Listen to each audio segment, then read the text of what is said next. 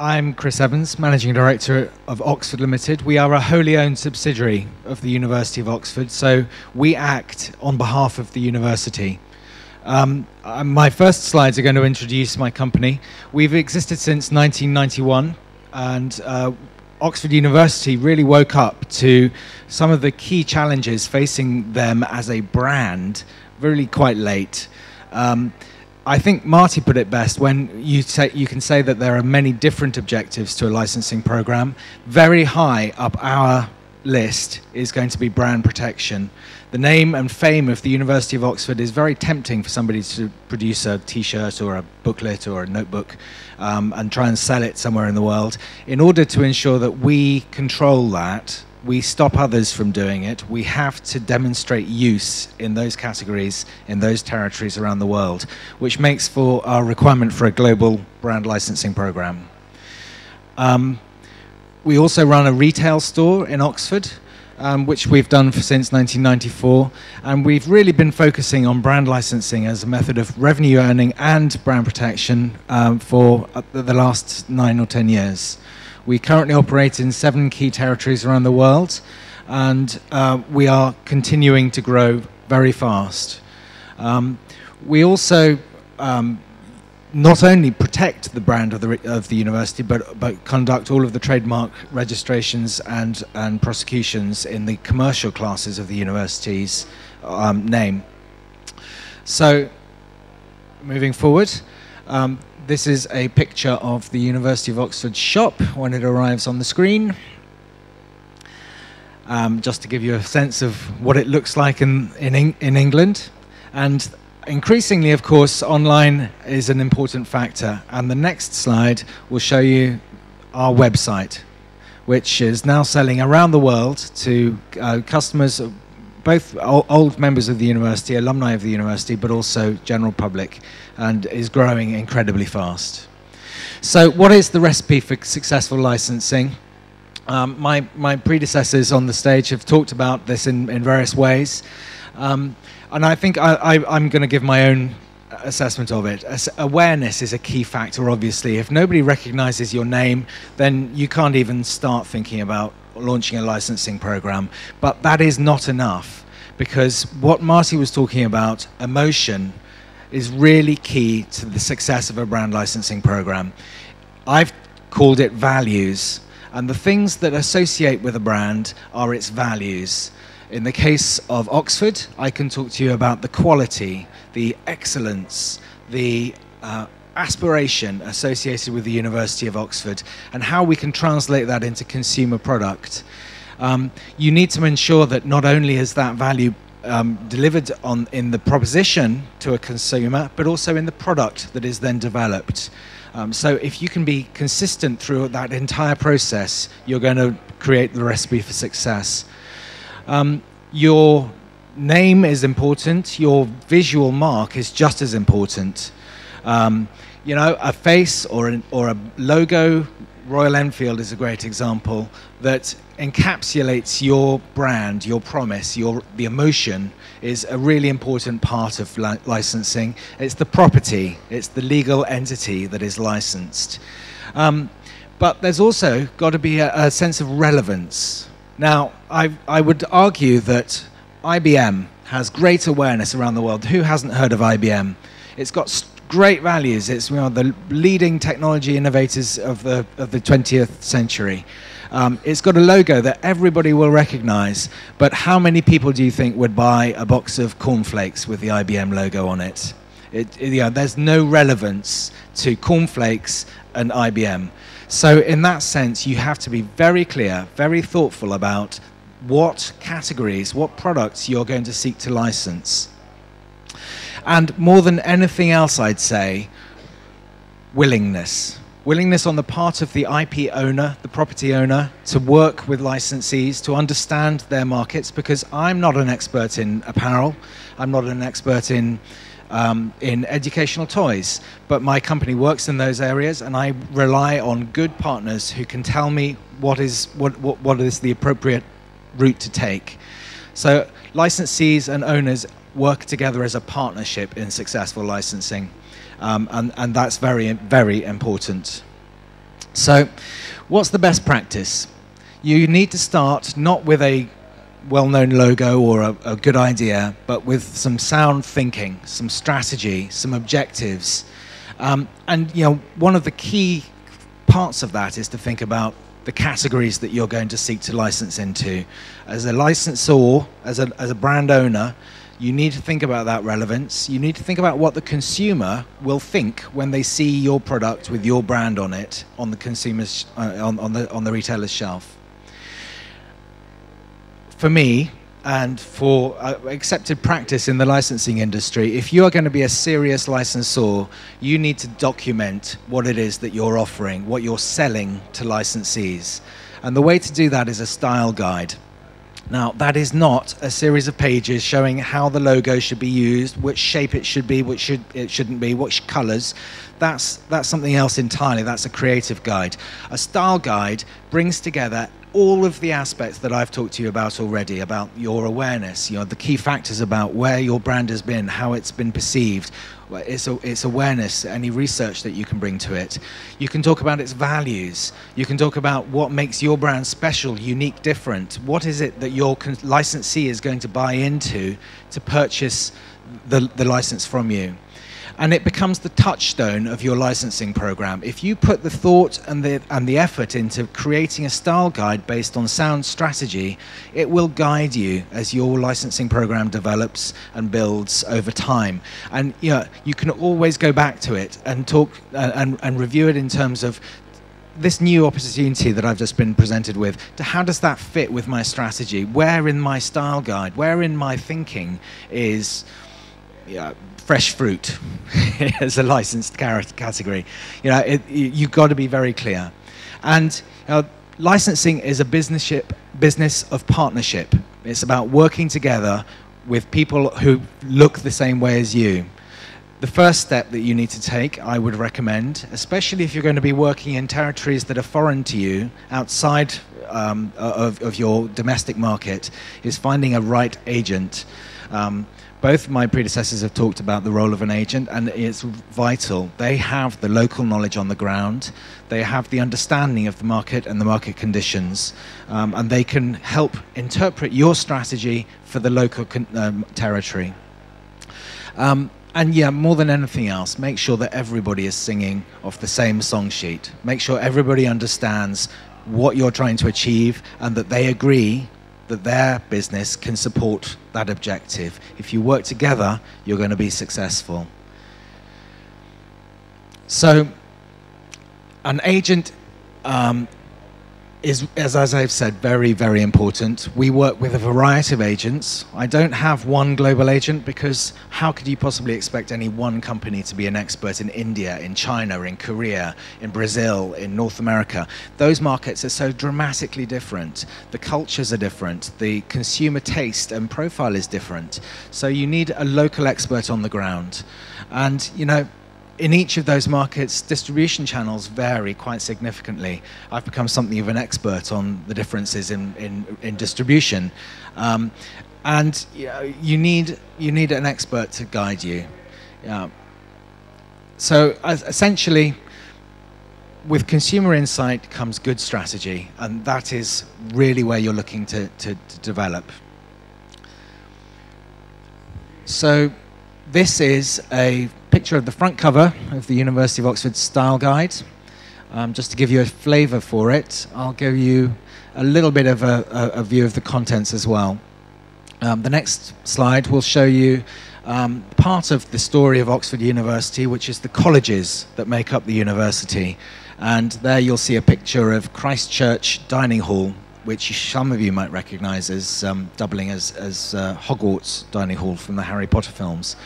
The coats of arms that each of the colleges use as their visual identity is also part of the University of Oxford licensing program, and is one very small part of the wide range of assets that we bring to a licensee, as Marty was describing. So in this instance, this is one aspect of the brand that we lay out in our style guide. And in the next page, we talk about how we might interpret that brand in key category areas. In this case, we're talking about educational toy. But there are very many other category areas that we've tried to interpret. We've initially, when we were launching this program, we had to visually invent, but increasingly what you see on the page is licensed product that has been produced somewhere in the world. Okay, so ensuring consistency and relevance around the world is also a key part of brand licensing and brand management. You have to make sure that in this global world that we live in, this connected world, that your brand is presented consistently wherever it might appear. And that means that a product picked up off a shelf in India will look the same as in China, will look the same as in Germany. And that is a vital part of good brand management. If you can control that, if you can make sure that that brand is a consistently presented entity wherever it is in the world, then of course every time it's touched, it will strengthen the relationship between customer and brand. But more than anything else, make sure that you've got the relevance, the authority to be in the category that you're proposing to license. Royal Enfield started in key category areas that were directly relevant to the issue of motorcycling, so boots and helmets and mufflers and gloves, and have been able to extend their brand into those category areas because they had an authority, a relevance there. Once you've established relevance in some categories, you can then move further into adjacent categories, and that's the beauty of licensing. It's not static, it will always move. As a brand owner, I cannot recommend highly enough the importance of a very firm approval process. You have to manage what are your crown jewels.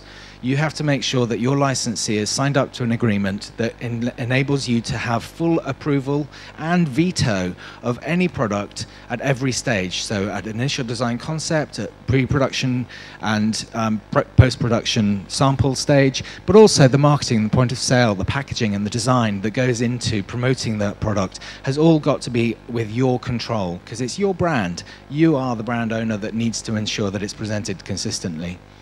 So wherever it's seen, via a single licensee in one territory or multiple licensees spread around the world, it will be a single experience for the consumer, and that is vital for brand management.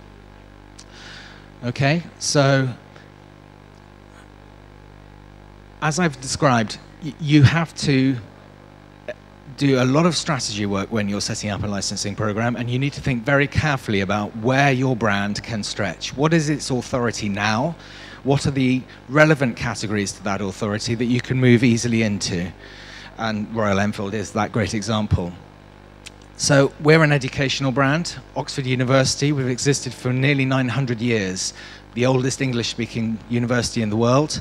And we have this incredible relevance and awareness in the educational space. So an obvious direction for us is going to be in the back-to-school and stationery brand category areas, educational toy, scientific toy. These are obvious areas that we need to ensure that we can license into. But where it starts is not where you end, because once you establish your brand in a category area, you can seek to further expand. If you've started in stationery with pens and pencils, eventually you can move into notebooks, for instance. So what is not relevant to your brand now might not be the case in 5 years' time when you've successfully licensed into your initial category areas. So this is an evolving strategy. So what are the challenges in India that I perceive, at least? Yeah, fundamentally, this is still a developing consumer market, and broadly speaking, there are no specific challenges in India that I haven't experienced anywhere else. I think fundamentally, because brand is about emotion, it's about presenting a lifestyle, selling an aspiration. The key to licensing is going to be the growth in organized retail, because only in organized retail can you properly merchandise a brand, present it in store, give a consumer not just a shopping opportunity, but an experience, a destination. And in that sense, you know, the power of organized retail is vital to brands here in India. It's going to be vital in the future. You know, we've talked a lot about e-commerce already today, and no doubt more so. But I challenge you to bring a brand to life in the same way on a flat e-commerce page of a website that you can do with a fantastic in-store demonstration of what it is your brand stands for. So the growth in organized retail is very exciting for me. It means that there's going to be growth in brand licensing. This is the time to get in. Communications, infrastructure, local taxation, regional taxation, it's all issues that the government and you understand well need to develop and change. And I know that it's going to happen here. But more than anything else, you know, finding the right partners in India, people who understand what licensing is all about and know what they're getting into from the outset is critical. Both for your agents' choices and the eventual licensees that you'll appoint. So I've also been asked to talk about how to develop a licensing deal. Yeah, fundamentally, if you found yourself a right agent, they're going to be able to do the majority of this work. You know, they will understand your strategy, your brand positioning and presence, and they'll agree where to seek licensees and which type of licensee to approach. Once you've found a potential licensee, you talk about their background, their context, their experience and relevance. But you know, more than anything else, more than all of that research, paper research stuff, this is a business about people. It's about working together as partnership, and therefore I cannot stress enough, do deals with people that you've met.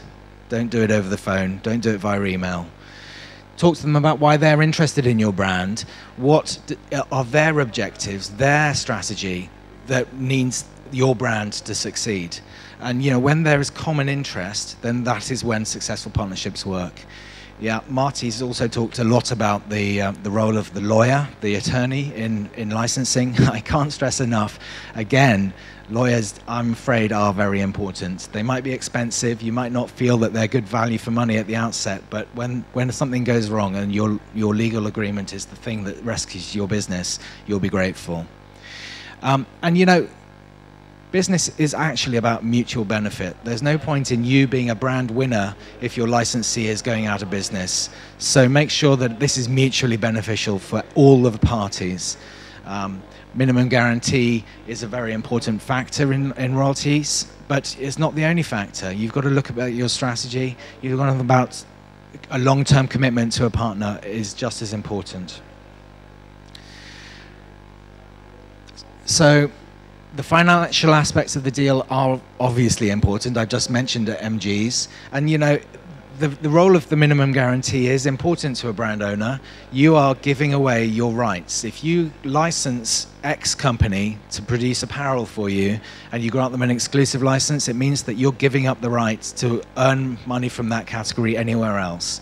You need to have that rewarded, because a licensee is under no other obligation to actually go ahead and produce the product and sell it. Yeah, while I've talked about trust and partnership and the importance of making sure that we're all working together for the common good, you know, the right of audit is also very important. Just because as a brand owner, you need to be able to demonstrate that you have teeth, that you can't just sit back and be told a pack of lies by your licensee. If you don't believe them, audit them. They'll take it as you know, dependent on your relationship, any number of ways, but it is an important part of licensing. Your agent doesn't stop when they've delivered your deal. They also manage the ongoing relationship. They liaise between you and your licensees and provide regular updates. And I'd argue that actually, in this day and age, royalty rate is actually more important than minimum guarantee. If you believe in your brand, if you believe that this is going to be a consumer success, then you want to make sure you get as large a portion of that success as possible. And that's about royalty rate. It's often a trade-off between royalty rate and minimum guarantee. And while the temptation is to take money up front and know that that's coming to your bank account all the time, of course, if it's a successful program, you're going to lose out because your royalty rate will earn lower overall royalties when you've exceeded your minimum guarantees anyway. So share in the success. Take a long-term view, believe in your brand, and think about royalty rates as a trade-off against minimum guarantee. Okay, we're getting to the end, I promise. So this is the last slide. Make sure your brand recipe is right. Do your thinking, your strategy in advance. Invest in a good style guide, lay it down on paper so that you can sell it to your agents, to your licensees.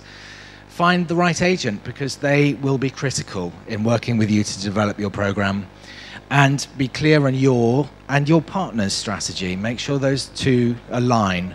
Make sure the product is relevant to your brand. And this is your crown jewels. Make sure you retain control over how it's used. So overall, a recipe for licensing success. Thank you very much.